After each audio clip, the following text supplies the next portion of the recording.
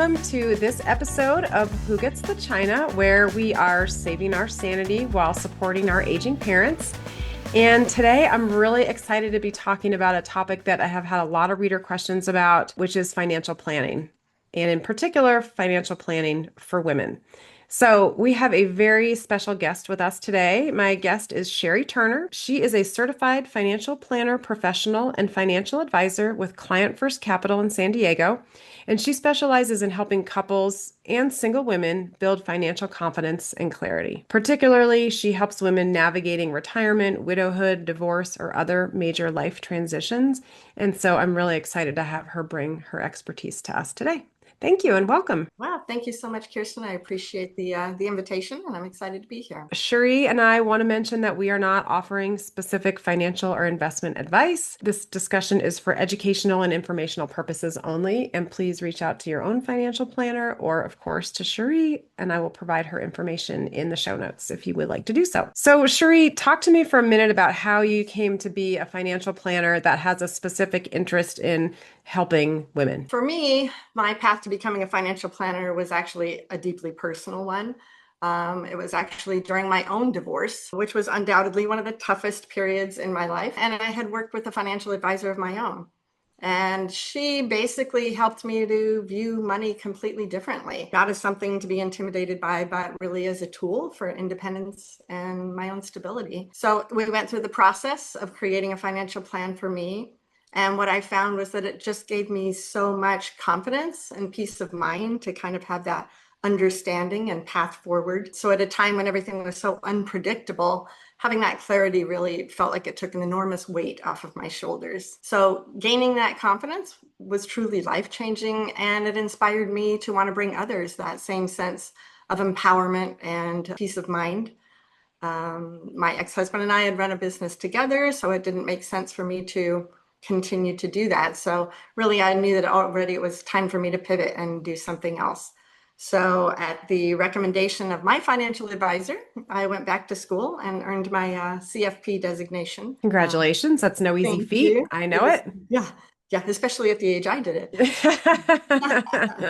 We're It's never too old, right? Yes, that's right. So while I work with many amazing couples, there's just something so rewarding to me about helping single women find that same clarity and confidence, whether they're single by choice or whether they are navigating their own divorce or even widowhood. Just seeing that transformation in Yeah, others is what makes it so meaningful. I love that. We will talk about, women who are part of couples too, because I think that's also really important and maybe in some ways tougher because you're not your own sole actor. You're also having to navigate your finances with a partner, which, Yes, as many of us who are married know, that that's not always easy.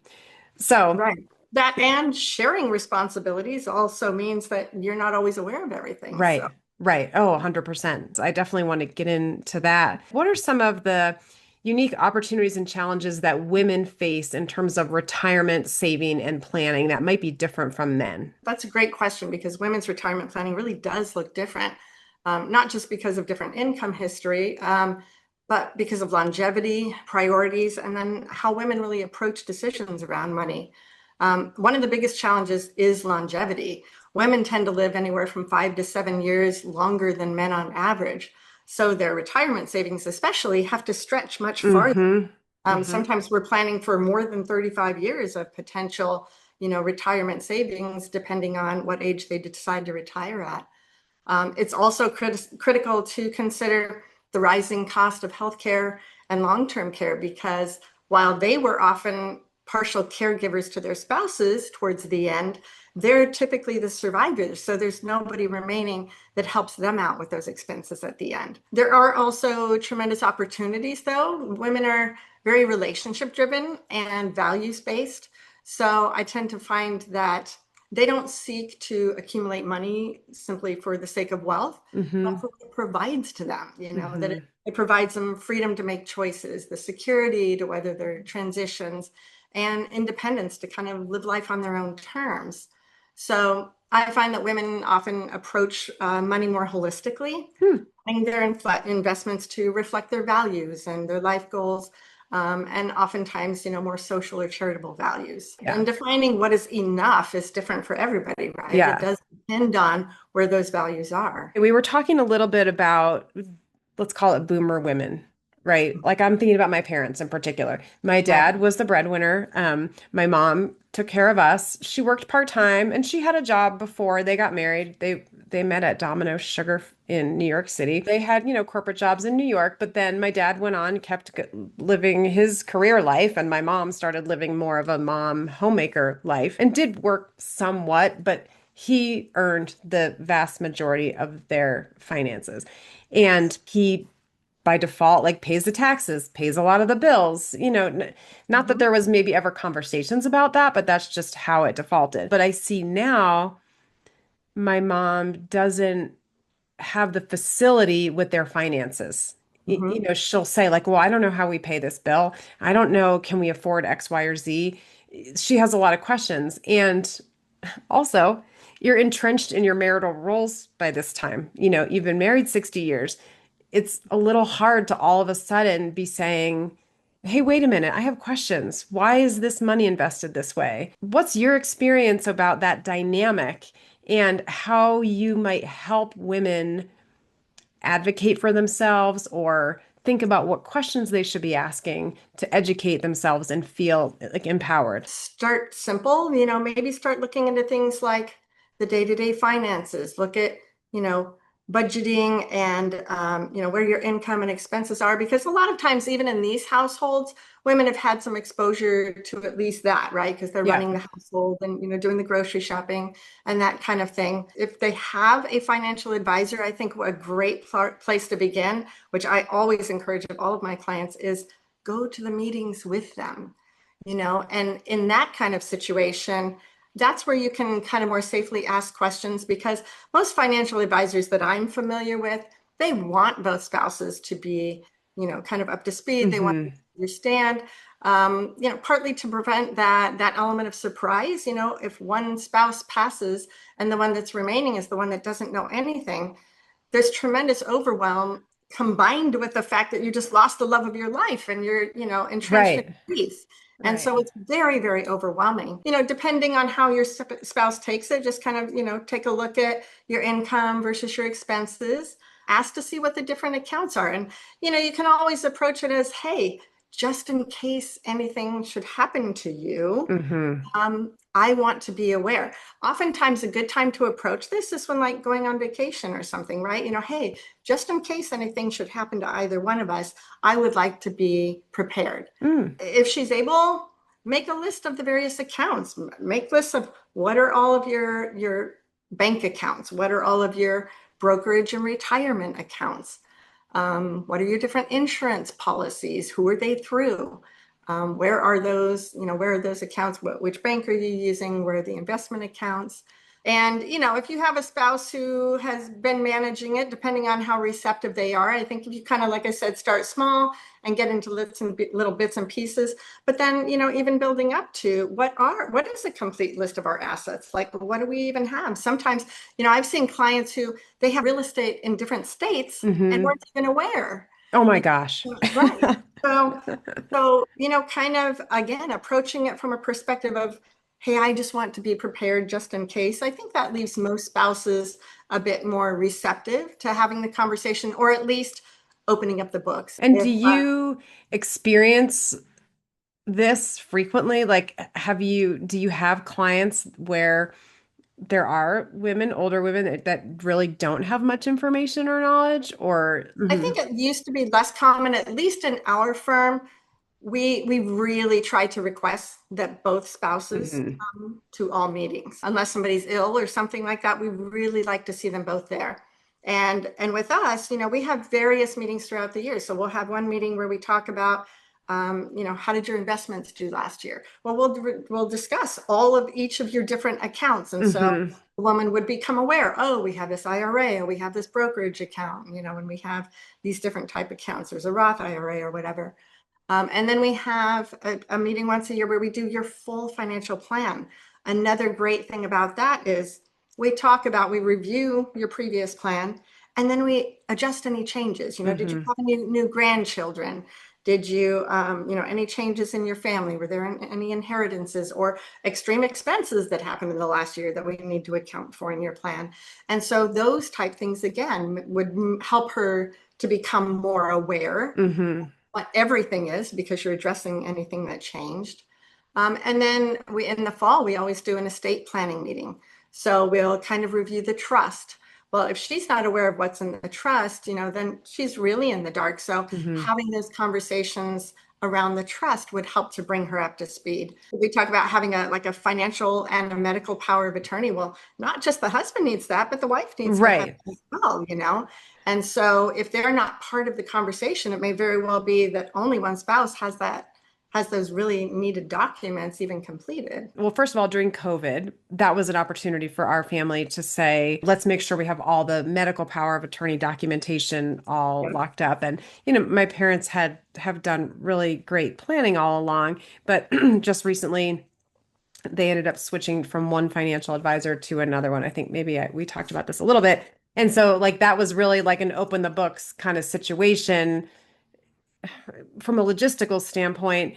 Was kind of a pain in the neck, but it Yeah. was good because not only my mom felt, I think, more confident that she knew all the working parts, but also my sister and I also feel Right. like we know, okay, Yeah. here's what we're fully dealing with. And I think my parents have been probably more open than many based on some of my conversations with friends. One of the things I notice you guys talk about is this multi-generational planning. I guess I'm also asking you for advice, like as the daughter of older parents. Um, what are the things that I should maybe be looking out for that I might not think to ask? We talked about some of those Yep. power of attorneys, having a different types of powers of attorney that can apply, whether you have a medical power of attorney, durable power of attorney, but to ensure, if one person, or especially when it comes to the children, if anything should happen to both parents together, they go on a trip, they go on a flight. Sometimes things happen to the two Hmm. of them at the same time. Somebody needs to have not only the knowledge, but the authority to be able to act on their behalf, whether it's contributing to those, medical decisions. So being aware both of what do they want, and then having that authority to be able to speak for them. And then even financially, being able to make sure their bills get paid until they're well and things like that. Hmm. Now, different parents have different levels of willingness to Yep. be open about certain things. We, with our clients who are willing, we try to involve the adult children relatively early on. A lot of times they'll have charitable desires and things like that. And so Hmm. having those values discussions early on and really ensuring not only that your children are aware of what's important to you when it comes to their legacy, but also that they share those values. The Hmm. more that you bring them in, the more that you have conversations and then explain why things are so important to you, the more likely that they're going to carry those values on and then act them out. Yeah, like I say to my dad, we just want to know what you want so we Exactly. can deliver what you want. If we Right. don't know what your wishes are, we can't execute them. Yes. And I've also had friends and colleagues share experiences where maybe there were some significant charitable contribution Mhm. plans, but maybe the kids didn't know about that. Yes. And then they were caught off guard. I Mhm. mean, my husband likes to tell, this is a long ago story, but he likes to tell the story of when his grandmother passed. She just donated all her money to the church. Mhm. And nobody had seen that coming. As a kid or as a parent, what's your advice for preventing that kind of surprise? For instance, like in your example of just saying, I just want to ensure that I honor your wishes, even asking directly, Hmm. hey, are there charitable places or causes that are important to you that you want to be able to give to? Now, a lot of people will specify that out in their will, or you could ask more directly, is there anything that I should be aware of? Things that you would like me to continue to honor after you, and kind of leading some somewhat leading questions to where Mm. if they have already designated some to that, it's sort of offers them the opportunity to open up that conversation and to say, well, yeah, it is our intention to leave some to the church, or to care for the animals or to the zoo or whatever. Right. Then it allows them kind of that opportunity. Because to your point, yeah, unfortunately, the time that's the most difficult is when it comes as a complete surprise. Mm-hmm. Had in that situation, had somebody had the conversation, it might have been hard to hear at first, but they would have sort of dealt with it and made their peace with it, I'm sure, by the time she had passed. We had a similar situation with my mom where my grandmother had passed and they had 6 children. Well, the seventh child was the church. And so, they all didn't know that, but yes, the church got its equal share.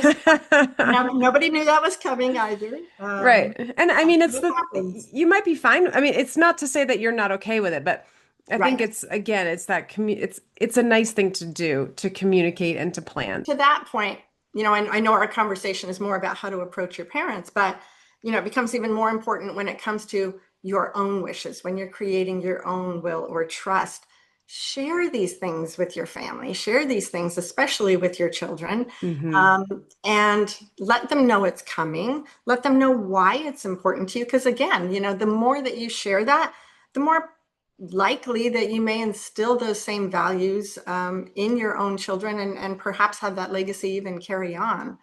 But if Hmm. nothing else, it prevents that element of surprise, because so many times relationships can be destroyed when things come out in a way that people weren't expecting. And, especially if it's a situation where somebody got blamed because of something else, maybe someone's executor, maybe they knew and nobody else, Hmm. you know, eh, finger pointing can happen and things like that. So when it comes to creating your own will and or trust, share those facts, as much as possible with the kids, and why you did what you did, so that there isn't that, the hurt feelings afterwards. Right.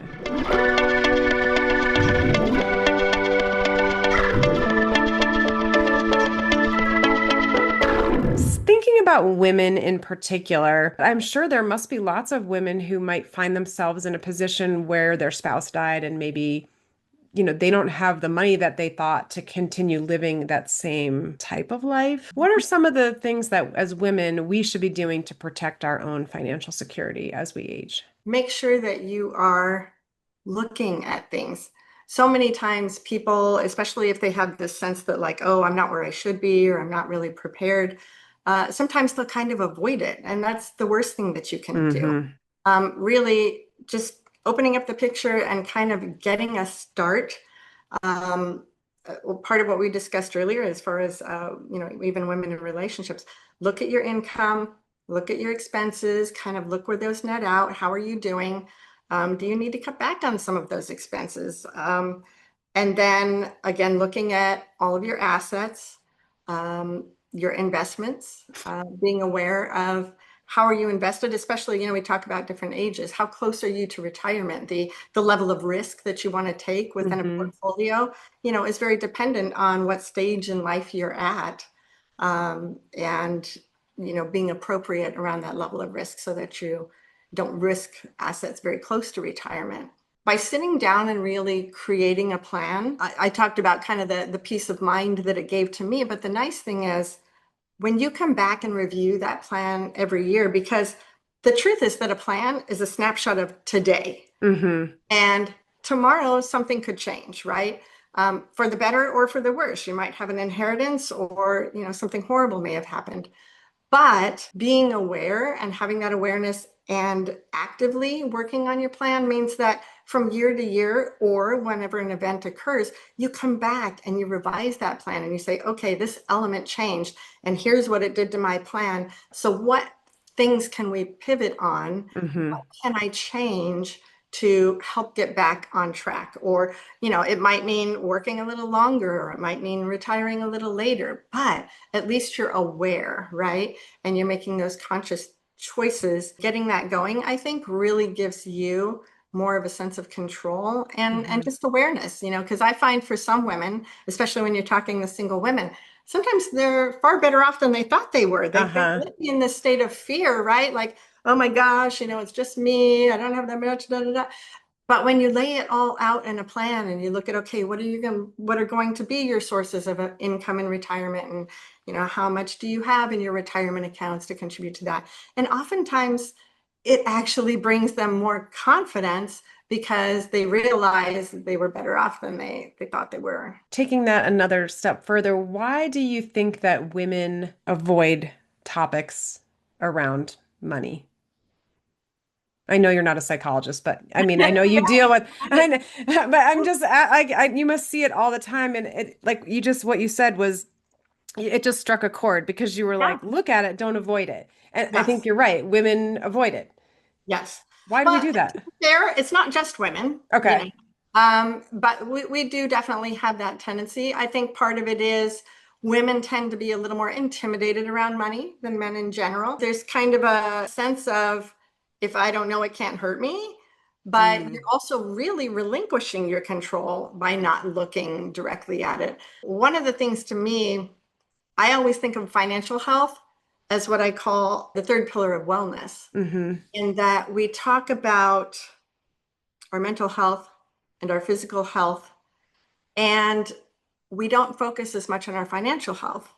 But really, if you look at the studies, worries about money cause high blood pressure, insomnia, stress, all of these different conditions, and it truly impacts both our mental and our physical health.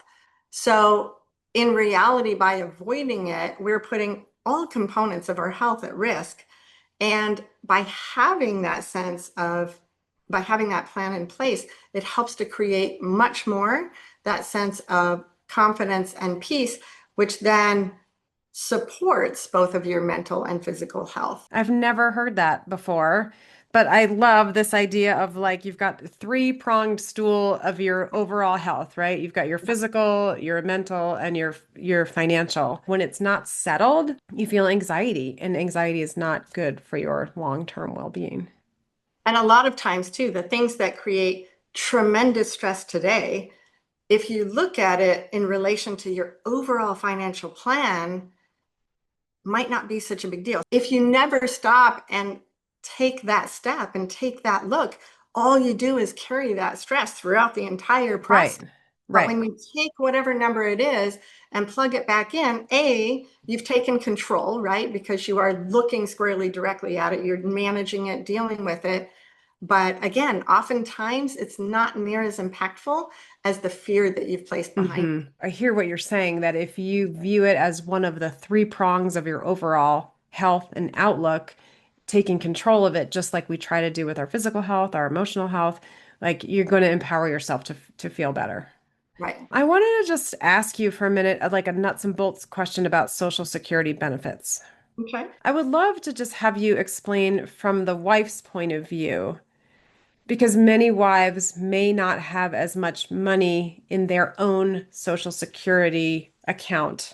I'm Right. making a gigantic assumption there, Right. but tell me if that's even true. And then, yeah, as from the wife's point of view, what do I need to know? What should I be asking? What are some things I should be thinking about with Mhm. regard to Social Security? So, to your point, I think it is still fair to say that most women, or spouses, have a lower Social Security than their husband. I think over time we will see that trend begin to shift, and that certainly doesn't hold true in all households. hmm But the thing to keep in mind is that, while you're both alive, if the spouse has not had near as much work experience, because obviously, as we said, a lot of times they've been, taking care of the kids, the households, and supporting their spouses and their spouses' careers. If a spouse should pass, if you're a married couple and your spouse passes, then you keep the higher of the two.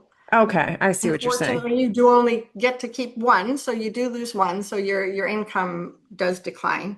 The really tricky and unfortunate part about this, with especially with married couples, is that you'll get to keep that higher Social Security amount, but the year after your spouse passes, you suddenly become single, right? hmm So you then fall into the single tax brackets. So, not only do you now have lower income, but oftentimes your tax bill, your tax obligation is actually higher just because of Mm. the change in the tax bracket. That's actually something they call the widow's penalty. Oh, And nice. yeah, part of the reason why we encourage people to move their funds into Roth accounts as much as possible, because your Roth accounts, when you take the money out of there, it's non-taxable. Okay, so I'm going to repeat back what I think I've heard you say because you Okay. just gave so much great information. I want to make sure I'm tracking with it. My husband and I, when he retires, he gets his full Social Security benefit depending on whatever age he decides to take it at. I retire 5 years later. I get my full Social Security benefit. He keeps his Yes. Social Security benefit. Okay. Then, if he were to pass first, I would, depending on our situation, of course, but in my case, mine is less, I would forfeit my Social Security and I would take his. Yes. Okay. But when does the widow's penalty come into play? So in the year that your spouse passes, Uh-huh. you are able to still file married filing jointly, Okay. regardless of when in that year your spouse passed. However, the following year, you are now going to have to file as single. Okay.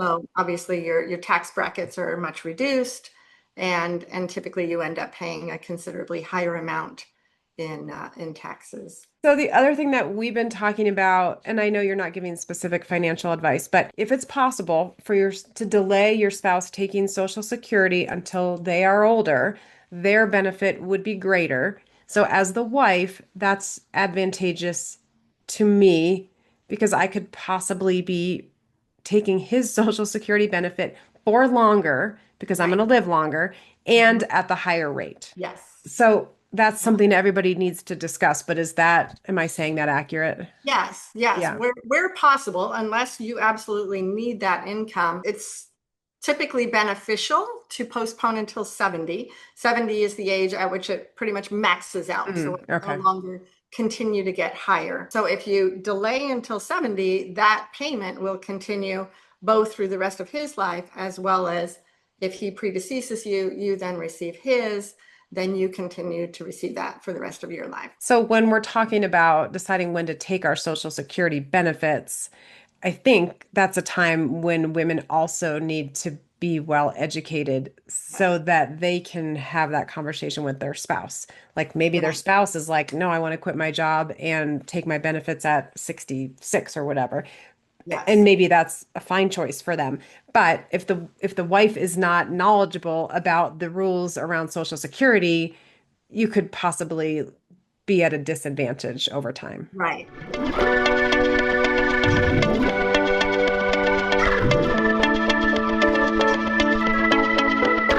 Can you talk about when we should start having these financial planning conversations with our parents and, what are some other times that there might be opportunities to bring it up? Because it can often be a difficult and awkward subject to bring up, there are a few times that would be relatable, such as, when they're leading into retirement, or also when they're downsizing. A lot of times the retired people get to a point where, oh, we don't want to take care of this yard and everything anymore. Mhm. They're going to move into a condo and they're having to get rid of a bunch of stuff.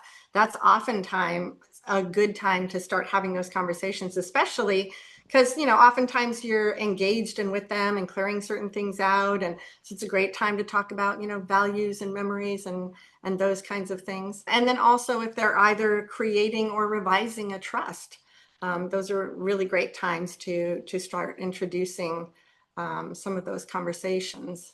Okay. Yeah, that makes sense. Because it can be hard to bring up, right? For us, once the sort of dam broke and we started having these conversations, it Mhm. became more natural to bring it up over time when things changed or like once you started talking about it, you released whatever anxiety or taboo there was around it, and then it becomes much easier to bring up again. So, are there any kind of worst case stories or scenarios that we should be mindful of? I mean, not to scare people, but just Yeah.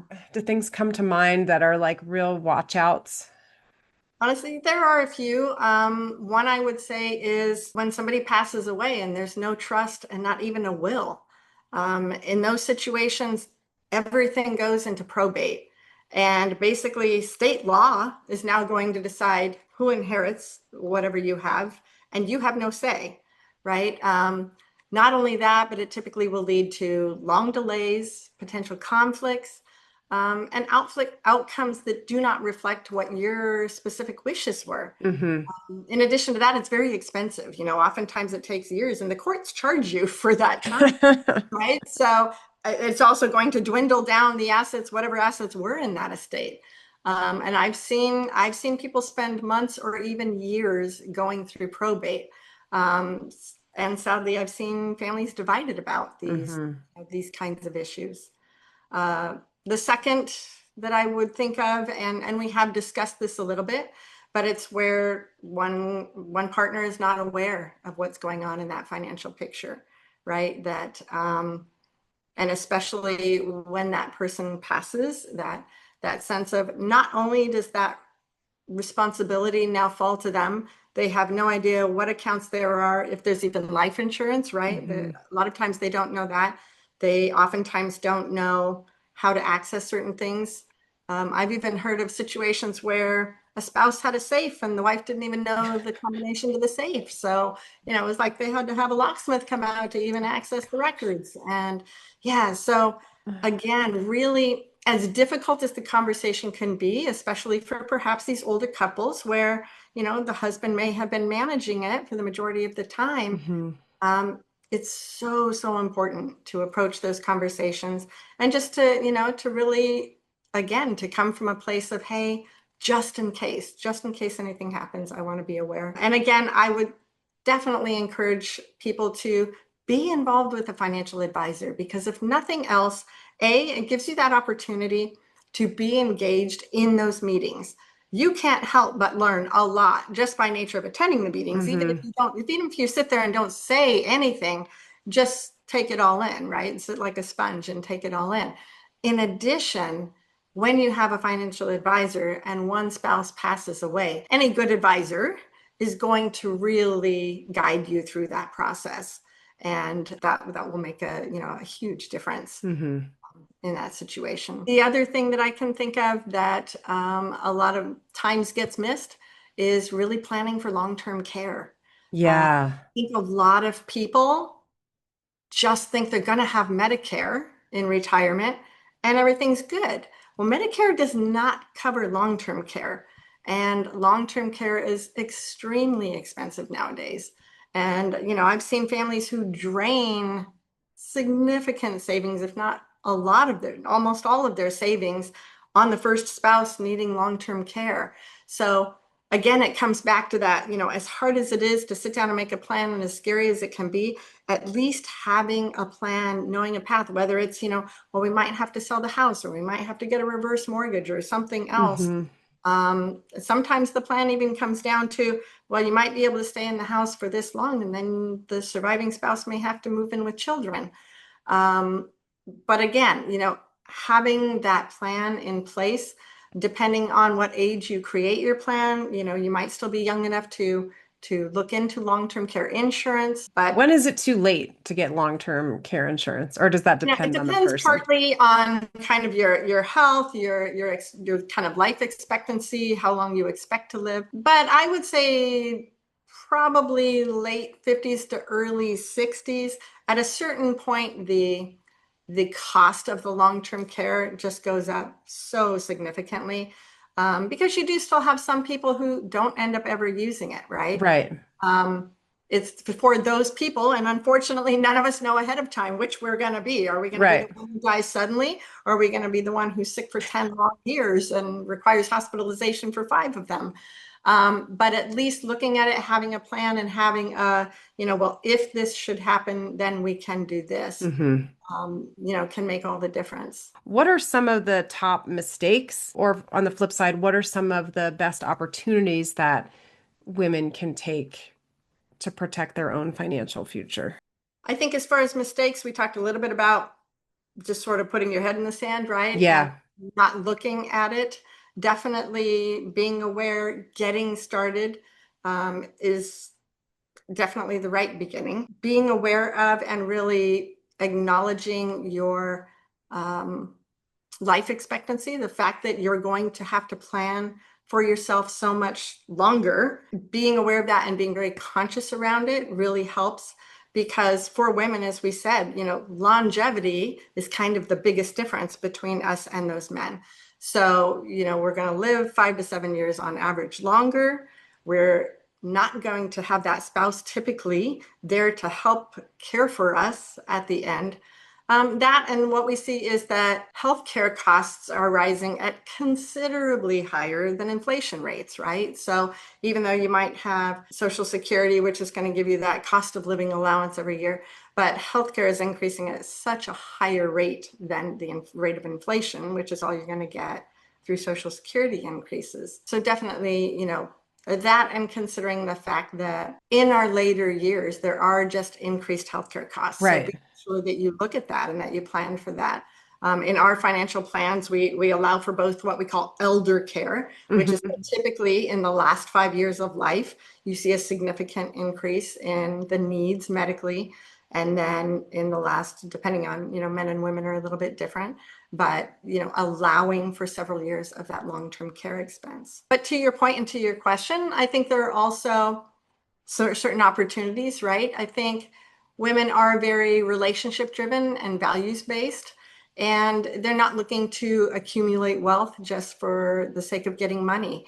So taking advantage of looking at it as an opportunity for what it provides, right? That it will bring them freedom, that it will bring them security, and bring them more independence than not having done so. If nothing else, it helps us from the time that you start, you're much more conscious about the spending choices that you make, right? Hmm. How Hmm. that will impact your plan.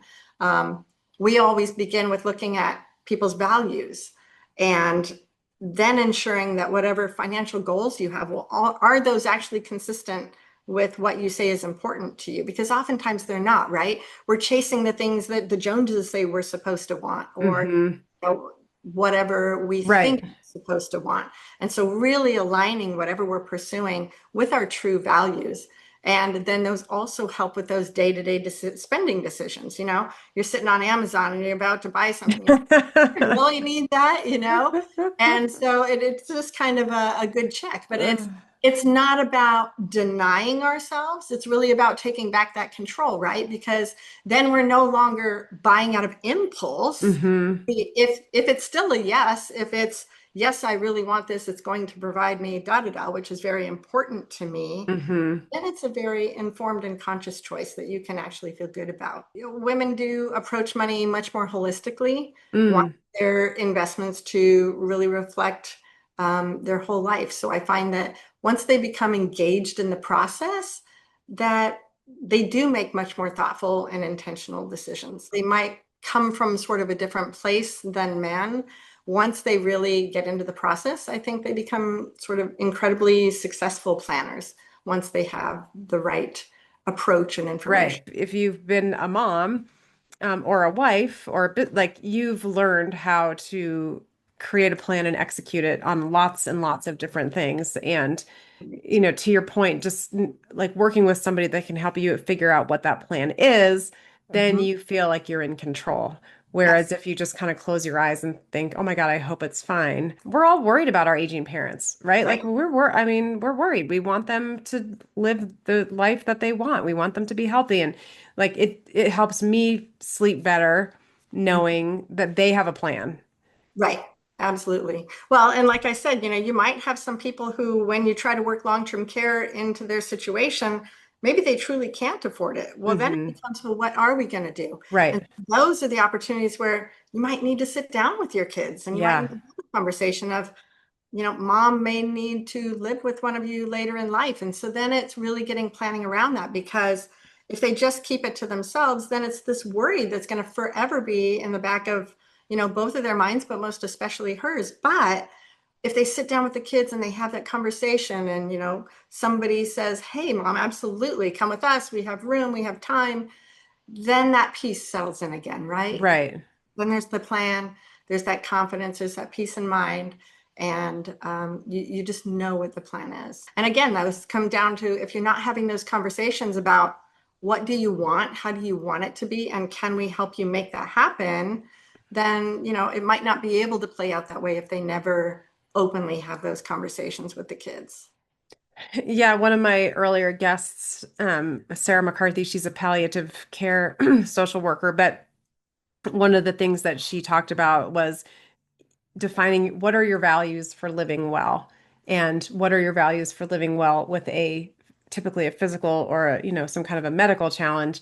And I feel Mhm. like we're kind of having that same conversation here where it's like, what are your values for living well financially? It's Yeah, that other part of that stool. And I think like we just sometimes haven't been trained to think of it that way.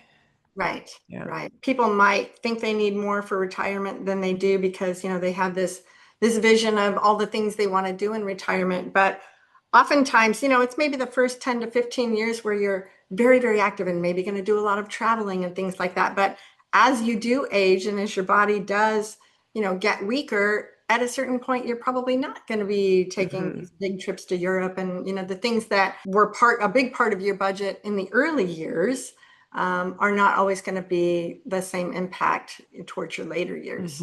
Well, Cherie, I loved having you. I loved being able to like honestly ask you a bunch of questions, have you give me very direct answers. And I mean, I learned so much. And of course, there's more questions that come up when you learn more about something. But now I kind of feel like I know where to start. So I really appreciate that. Thanks for spending time with me today. Absolutely. Thank you so much for having me. It's been my pleasure. Who Gets the China is written and hosted by Kirsten Mao, produced by Aaron Bryce of Blue Ogden Productions. Our theme music is composed by Greg Fellman of Wind Sand Productions. Our cover art is by Jen Beam of Gigawatt Studio. For more stories and expert advice, follow along on Substack or at www.whogetsthechina.com. If you enjoyed this episode, please share it with someone who might appreciate the conversation. And don't forget to rate, review, and subscribe wherever you get your podcasts. Until next time.